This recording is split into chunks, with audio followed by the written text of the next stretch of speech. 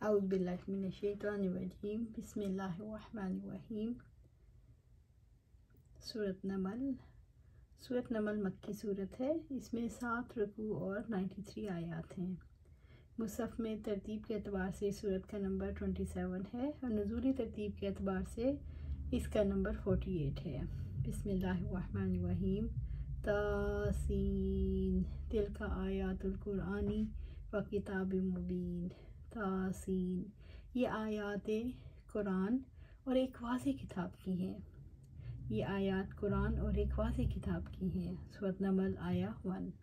تاسین، تاسین، یہ حروف مقطعات ہیں جن کے معنی اللہ کو معلوم ہے۔ حروف مقطعات اس طرح توجہ دلاتے ہیں یہ قرآن انہی حروف سے بنا ہے جو زبان انسان بولتے ہیں، مگر ایسا کلام بنانے سے سبھی عاجز ہیں۔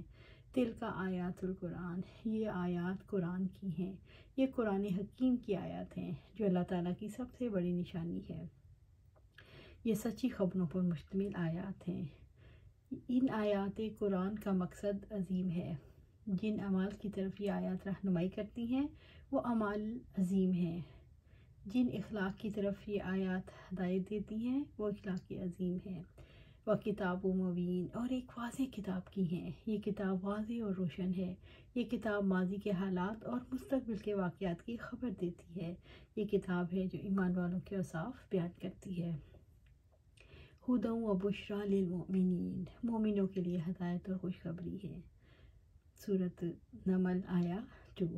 ہدی، ہدایت، یہ قرآن مجید کی صفت ہے۔ یہ کتاب اللہ کی طرف سے حق اور سلامتی کے راستوں کو واضح کرتی ہے۔ یہ کتاب صراط مستقیم کی طرف رہنمائی کرتی ہے جو اپنے اوپر چلنے والے کو سعادت اور کمال تک پہنچا دیتی ہے۔ و بشریٰ، اور خوشخبری، یعنی یہ کتاب مومنوں کے لیے عظیم بشارت ہے۔ یحییٰ بن سلام نے کہا یہ کتاب ثواب کی بشارت دیتی ہے۔ للمؤمنین، مومنین کے لیے، یعنی تصدیق کرنے والوں کے لیے۔ یعنی یہ آیات اہل ایمان کی صراط مستقیم کی طرف چلنے میں رہنمائی کرتی ہیں اور ان کے سامنے کھول کر بیان کرتی ہیں انہیں کس راستے پر چلنا ہے اور کس راستے کو ترک کرنا چاہیے، اور انہیں اللہ تعالیٰ کی طرف سے اس ثواب کی خوشخبری دیتی ہیں جو اس راستے پر گامزن ہونے پر ملتا ہے۔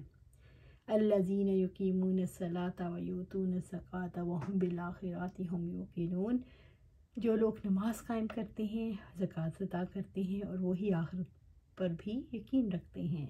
سورۃ نمل آیا 3۔ الذین یقیمون الصلاۃ، جو لوگ نماز قائم کرتے ہیں۔ رب العزت نے اہل ایمان کی پہلی صفت بیان کی کہ وہ اللہ تعالیٰ کے گھروں میں شرائط، ارکان، واجبات، سنن اور آداب کا خیال رکھتے ہوئے نماز ادا کرتے ہیں۔ یؤتون الزکاۃ، اور زکوٰۃ ادا کرتے ہیں۔ آپ صلی اللہ علیہ وسلم نے فرمایا وہ زکوٰۃ ادا کر کے اللہ کی اطاعت کرتے ہیں اور اخلاص کے ساتھ ادا کرتے ہیں۔ یعنی ابن عباس رضی اللہ تعالیٰ عنہ نے فرمایا کہ یہ کس کے بارے میں ہے کہ وہ زکوٰۃ ادا کر کے اللہ تعالیٰ کی اطاعت کرتے ہیں اور اخلاص کے ساتھ ادا کرتے ہیں۔ وہم بالآخرۃ ھم یوقنون، اور وہی آخرت پر بھی یقین رکھتے ہیں۔ یعنی وہ آخرت کے گھر کے وجود اور اس تک پہنچنے کا حساب کتاب اور جزا کا یقین رکھتے ہیں۔ ابن عباس رضی اللہ تعالیٰ عنہ نے فرمایا وہ غیب، قیامت، جنت، دوزخ، حساب اور میزان پر یقین رکھتے ہیں۔ جو شخص آخرت کے حق ہونے کا سچے دل سے اعتراف کرے تو اس کے نتیجے میں اس کا ذہن درست سمت چل پڑتا ہے، اسی طرح اس کی زندگی درست ہو جاتی ہے۔ آخرت پر ایمان ایسی قوت ہے جو دنیا میں خواہشات اور جذبات کو دبا دیتی ہے اور اعتدال اور توازن عطا کرتی ہے۔ ان الذین لا یؤمنون بالآخرۃ زینا لہم اعمالہم فہم یعمہون، یقیناً جو لوگ آخرت پر ایمان نہیں لاتے ہم نے ان کے اعمال کو ان کے لیے خوشنما بنا دیا ہے، چنانچہ وہ حیران پھرتے ہیں۔ سورۃ نمل آیا 4۔ ان الذین لا یؤمنون بالآخرہ، یقیناً جو لوگ آخرت پر ایمان نہیں لاتے، جو جزا اور ان لوگوں کو جو بعض جزا اور ان لوگوں کو جھٹلاتے ہیں جو آخرت پر یقین رکھتے ہیں۔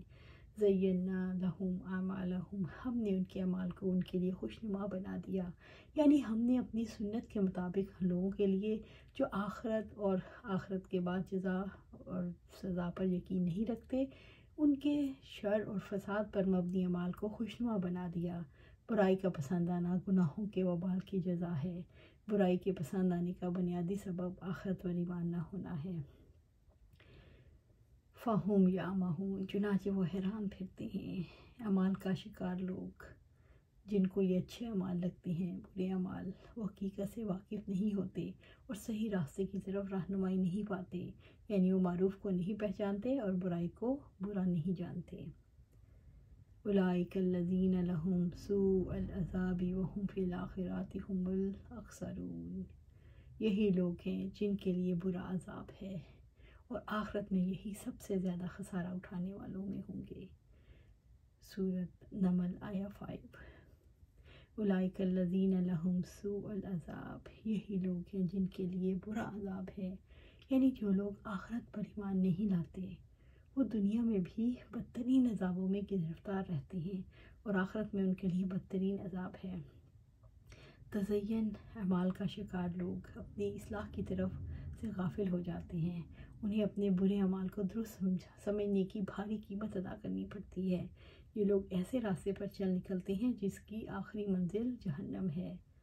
وَهُمْ فِي الْآخِرَةِ هُمُ الْأَخْسَرُونَ، اور آخرت میں یہی سب سے زیادہ خسارہ اٹھانے والے ہوں گے، یعنی اہل دوزخ میں سے سب سے زیادہ خسارے میں رہنے والے یہی لوگ ہیں، یعنی سب سے زیادہ سخت عذاب دیے جانے والے، یعنی انہوں نے ایمان کے بارے میں خسارہ پایا تو خود ان کے گھر والے قیامت کے دن خسارے میں ہوں گے۔ اللہ سبحانہ تعالیٰ سے دعا ہے کہ ہمیں مومنین میں شامل فرما، ہمیں مومنین بنا، آخرت پر پکا یقین عطا فرما، اس کے مطابق زندگی گزارنے کی توفیق دے، ہمیں جنت کے راستے پر چلا، جنت الفردوس کے اعلیٰ مقام پر جگہ عطا فرما اور دوزخ سے بچا۔ آمین یا رب العالمین۔